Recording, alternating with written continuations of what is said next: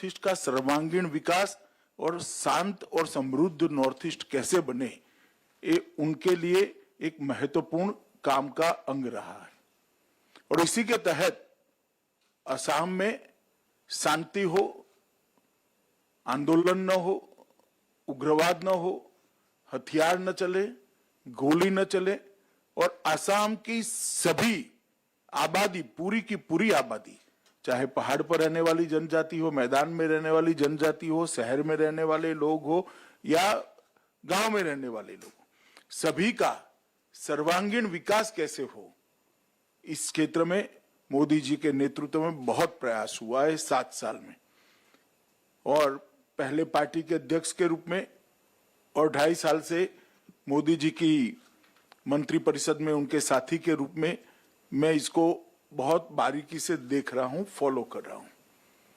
आज जो हम कार्बी आंगलोंग एक ऐतिहासिक समझौता जो अभी अभी संपन्न हुआ 4 सितंबर 2021, ये दिन आसाम और कार्बी क्षेत्र के इतिहास में सुवर्णमयी अक्षरों के साथ निश्चित रूप से लिखा जाएगा, क्योंकि आज 5 से अधिक संगठनों के लगभग 1000 कैडर ने हथियार डालकर मेन स्ट्रीम में आने की शुरुआत करी है।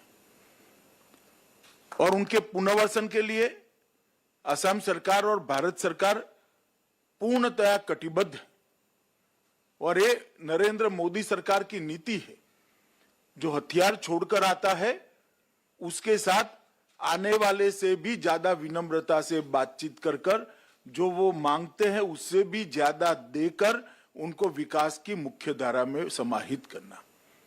और यही नीति का परिणाम है कि एक के बाद एक सभी जो पुरानी समस्याएं नरेंद्र मोदी सरकार को वारसा में मिली थी, उसको हम समाप्त करते जा रहे हैं।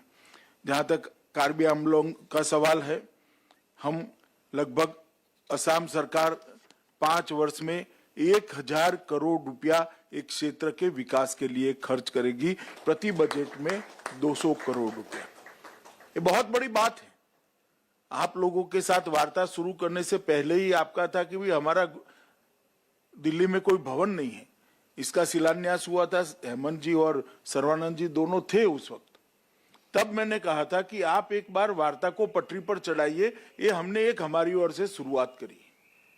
और आज आप जाकर देखिए, भवन का कामकाज बहुत अच्छे तरीके से चल रहा है और कुछ ही समय में कार्बी आंगलोंग से आने वाले भाइयों बहनों को दिल्ली में अच्छी रहने की सुविधा मिल जाएगी। और आज जब एग्रीमेंट हो रहा है तब मैं इतना जरूर कहता हूं कि नरेंद्र मोदी सरकार की नीति है कि जो एग्रीमेंट को हम करते हैं वो एग्रीमेंट की सभी शर्तों का पालन हमारे ही समय में हम पूरा करते हैं। ये हमारा रिकॉर्ड है। चाहे बोडोलैंड का एग्रीमेंट हो, चाहे ब्रू समझौता किया हो, चाहे त्रिपुरा के NLFT का समझौता किया हो, चाहे कार्बी आंगलोंग का किया हो, मैं आप लोगों को विश्वास दिलाना चाहता हूं कि आगे के 3 समझौते जो हमने करे हैं, इसके 80% से ज्यादा शर्तें पूरी हो चुकी है और बोडोलैंड में तो लगभग सब पूरा हो चुका है।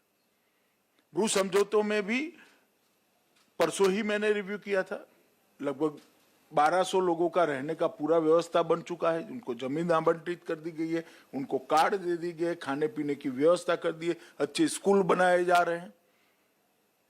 और 2022 आते आते ये पूरे ब्रू शरणार्थियों का हम फिर से एक बार रहने की व्यवस्था कर देंगे। इसी तरह NLFT समझौते में भी 100 करोड़ रुपया देना था, उसमें से 40 की 2 किस्तें हमने दे दी हैं। और लगभग जिस 88 कैडर ने हथियार डाला था उन सबको रिहेबिलिटेशन के लिए भी हमने पूरा हमारा वादा था वो पूरा किया है। मैं आज 5 संगठन के जो नेता यहाँ है उनको और CM को दोनों को वचन देना चाहता हूँ, भरोसा दिलाना चाहता हूँ, ये सारी शर्तें हम तय किए हुए समय के अंदर ही पूरी करेंगे और लंबा कार्बी आंगलोंग के लिए शांति और विकास का युग का शुरुआत होगा। सशस्त्र समूह के कैडर के पुनर्वास के लिए जो प्रावधान किया है उसकी भी पूरी चर्चा मेरी असम के मुख्यमंत्री महोदय से हो गई है। कार्बी कल्याण परिषद की स्थापना का भी एक मसौदा हमने तैयार कर दिया है और कंसोलिडेटेड फंड ऑफ स्टेट उसमें जो संशोधन करना है वो अगले ही बजट सत्र में आसाम सरकार लेकर आएगी। इसमें हमारे मन में कोई कंफ्यूजन नहीं है। अधिक वित्तीय, विधायी और प्रशासनिक शक्तियों देने का जो प्रस्ताव है इसका भी एक खाका लीगल ओपिनियन के लिए गया हुआ है। लगभग people's democratic council of Karbi Longri north Cachar hills liberation front, Karbi people's liberation tigers, Kuki liberation front और यूनाइटेड पीपल्स लिबरेशन आर्मी, ये पांचों संगठन के सभी कैडर को मेन स्ट्रीम में सम्मान के साथ बसाने की भी योजना तैयार है।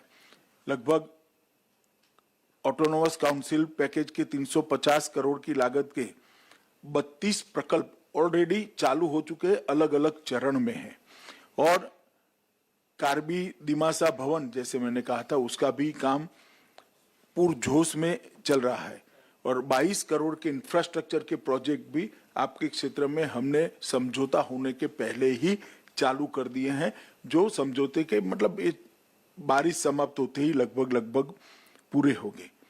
और सेंट्रल पूल की NLCPR स्कीम के तहत 200 करोड़ के और 20 प्रोजेक्ट 10-10 करोड़ की एवरेज का वो भी आज पैसा उसका आवंटित कर दिया गया।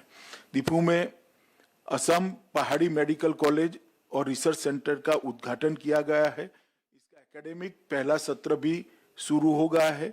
बागोरी प्रवेश स्थान पर